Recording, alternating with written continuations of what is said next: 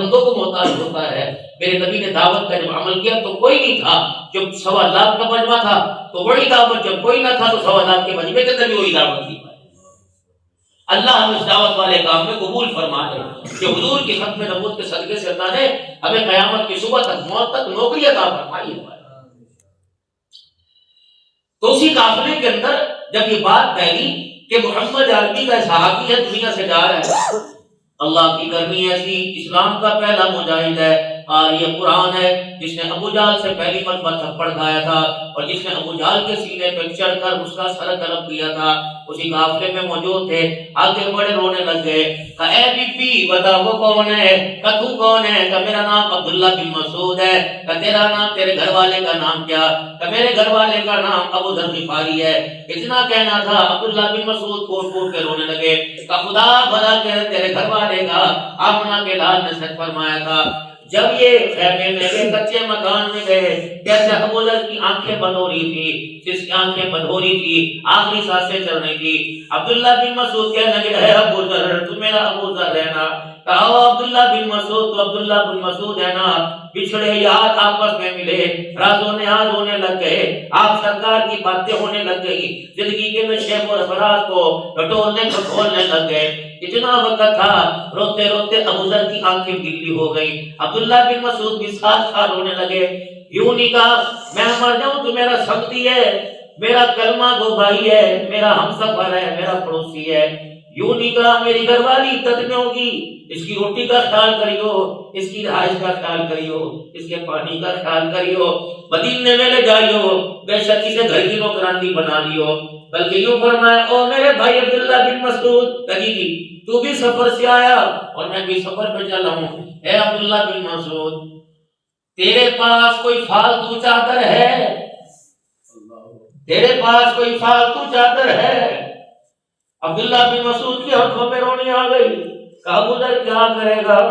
فرمایا میں مر جاؤں, مجھے وہ چادر کفن میں دے دینا, میرے پاس کفن کوئی نہیں. کپڑوں پر جھگڑے کرنے والوں, کھیس اور مالیاں, وہ پیٹیاں, وہ صندوقڑے بھرے ہوئے, اب بھی کہتے ہو کیا کرے گی, کپڑے کی بنے, کپڑے کی بنے. اور بابو جو الماریوں میں رکھے ہوئے سلے انسلے نہیں سلے ہوئے, اور بابو ان کی تو دور کی بات ہے, جو تن کے اوپر تمہیں شلوار قمیض ہٹا رکھا ہے, اگر اس کا حساب اللہ نے لے لیا تو جان چھڑانا مشکل ہو جائے گی. نمازوں میں رو رو کر اولاد واسطے, بچوں واسطے, کاروبار واسطے, جن جان واسطے دعا کرنے والوں, کہا کرو اللہ سانسوں کی رفتار سے لے کر زندگی کی خوشیوں تک, کپڑے لتے تک, بیوی بچوں سمیت, کھانا پینا, اے اللہ جو آپ نے عطا فرمایا, اللہ میری اوقات سے بڑھ کے عطا فرمایا, اپنی شان کے مطابق عطا فرمایا. اللہ اس کا قیامت تیری حساب نہ لینا, اور موت کے وقت اللہ کی دین کے بدلے نہ لینا. اللہ مجھے معاف فرما دے, میں شکر ادا کر رہا ہوں, اور اللہ میں پیچھے مڑ کے دیکھتا ہوں, یا اللہ میرا شکر قبول فرما. مجھے لگ رہا ہے میرے پیچھے ہاتھ اٹھا کر میری قبر کی طرف دیکھنے والا بھی کوئی نظر نہیں آ رہا. جن بچوں کو یہ نہیں پتا صبح ابا کب گئے تھے, رات کب آئے تھے, جنہیں یہ نہیں پتا باپ نے صبح ناشتے میں سبکی کھائی, رات والی کھائی, یہ نہیں پتا کہ رات باپ ساری رات ریڈیو پہ کھڑا رہا سارا دن 15 گھنٹے, ایک ٹانگ پہ کھڑا ہو کر اٹا چینی دال چاول لانے والا, رات کو کروٹیں بدل کے ٹانگوں میں درد کو سوتا رہا یا روتا رہا. ان بچوں کو یہ احساس نہیں, ان بچوں کو تیرے میرے کرنے کے بعد قبرستان کے اندر تیری میری قبریں کیسے نظر آئیں گی. کتنا ڈر کے کہہ رہے تیرے پاس کوئی کپڑا ہے. عبداللہ بن مسعود کہتے ہیں میری نگاہ نیچے ہو گئی, پھر کیا میں چل تیرے پاس نہیں, تیری جماعت کے پاس اتنا قافلہ آیا, ان کے پاس کوئی کپڑا ہوگا. پھر یوں کر کے آنکھیں کھولی, فرمایا بھائیو بیٹے کسی میں دفنا دیو, کوئی بیت المال کی نوکری کرنے والا, سرکاری نوکری کرنے والا اگر تیرے قافلے میں موجود ہو, اس کے پاس فالتو کپڑا ہو, مجھے کفن نہ دینا, میرے اللہ کے سامنے کھڑا ہونا ہے. اللہ جل شانہ یوں نہ کہے کہ اب غفاری ساری زندگی کردار والی لے کے آیا اور واپسی کے اندر بیت المال سے پیسوں کا کپڑا پہن کے آ گیا. ایسے لوگ قیامت کے دن میرے محترم دوستوں کو جب اللہ کے دربار میں جنت کی خوشبوؤں کے حلے لے کر اپنی نیکیوں کی خوشبوؤں کو لے کے کھڑے ہوں گے، اس وقت تیرے میرے منہ سے بیٹی کی حد کی، بہن کے حد کی، ماں کے حد کی بدبو آئے گی۔ بتا وَامْتَازُ الْيَوْمَ أَيُّهَا الْمُجْرِمُونَ، قیامت کا دن ہوگا، اللہ جب نیکوکاروں سے مجرموں کو علیحدہ کھڑا کر دے گا۔ بابو جی تمہیں میں ذمہ داری سے عرض کر کے جا رہا ہوں، کامیابی ناکامی واسطے بعد میں روئیو، نیکی بدی واسطے بعد میں روئیو، روزانہ نہیں تو سال میں نہیں، 2-3 سال میں، 3 سال میں نہیں، زندگی میں ایک مرتبہ اللہ کو اس بات پہ رو کے دکھا دے، اللہ جب قیامت کے دن پیچھے اب سوائے تیرے سہارے کے کسی کا سہارا نہ ہو، اللہ مجھے مجرموں کی صفوں میں نہ کھڑا کرنا۔ ساری دنیا حاصل پور کے اندر نمبردار راؤ صاحب کو وہ صاحب راجہ صاحب بڑی صاحب کہہ کے سلام کرتی ہے، دیکھنا بلا رہے قیامت کے دن کتنا کردار مشکوک نہ کر دینا، لوگ پہچان نہ تو دور کی بات میری طرف کرنا بھی گوارا کرے۔ حاصل پور کے غیور مسلمانوں، ایک دعا حضرات سے عرض کروں گا کہ آپ روزانہ اپنی دعاؤں میں ایک دعا کو شامل رکھو۔ راؤ صاحب ساری زندگی گزر گئی ان چٹے بالوں کو بچاتے ہوئے، ساری زندگی گزر گئی حاصل پور کے اندر کردار بناتے ہوئے۔ یقین دانو تم نے کئی مقدروں والے ایسے بیٹھے ہوں گے جنہوں نے حاصل پور میں مال نہیں کمایا، اپنے گھروں کے ساتھ کردار کمایا ہے۔ یہ کردار ہے، بازار میں جا کے کھڑے ہو جاؤ، یوں ہاتھ کا اشارہ کرتے ہو، لوگ تمہارے اشاروں پر دکانیں خالی کر دیتے ہیں، تو ہاتھ کا اشارہ کرتے ہو، تمہارے کہنے کے اوپر بینک والے بھی تمہارا چیک اگر اکاؤنٹ میں پیسے نہ ہو کیش کرا دیتے ہیں۔ مسجد کے اندر جاؤ، وہ لوگ پچھلی صف میں کھڑے ہو کر اگلی صف والوں کو کہتے پیچھے ہٹ جا، ملک صاحب راؤ صاحب آ رہے ہیں۔ اللہ کے واسطے اس کردار کو بچانے کے لیے روزانہ اللہ سے دعا کیا کرو۔ ہم نے جو دل کا جوڑ کر، ہم نے زندگی کا جو آشیانہ بنا کر، اپنی سانسوں کی محنت اور پسینے کے قطرے، خون کے قطرے پسینوں میں بنا کر جو ہم نے میرے عزیز و عمار کے تیار کیے ہیں، یہ عمارتوں کی بنیاد بڑی کھوکھلی ہے، کوئی پتہ نہیں کس وقت کس عمارت کو کوئی میرے عزیز و بے حیائی کا کوئی ڈرون حملہ ہو جائے اور بس اس عمارت کو تباہ کر دے۔ اللہ سے روزانہ دعا کیا کرو، اللہ اس پگڑی کو قبر تک، یا اللہ داڑھی کو موت کی سانسوں تک سلامت رکھنا۔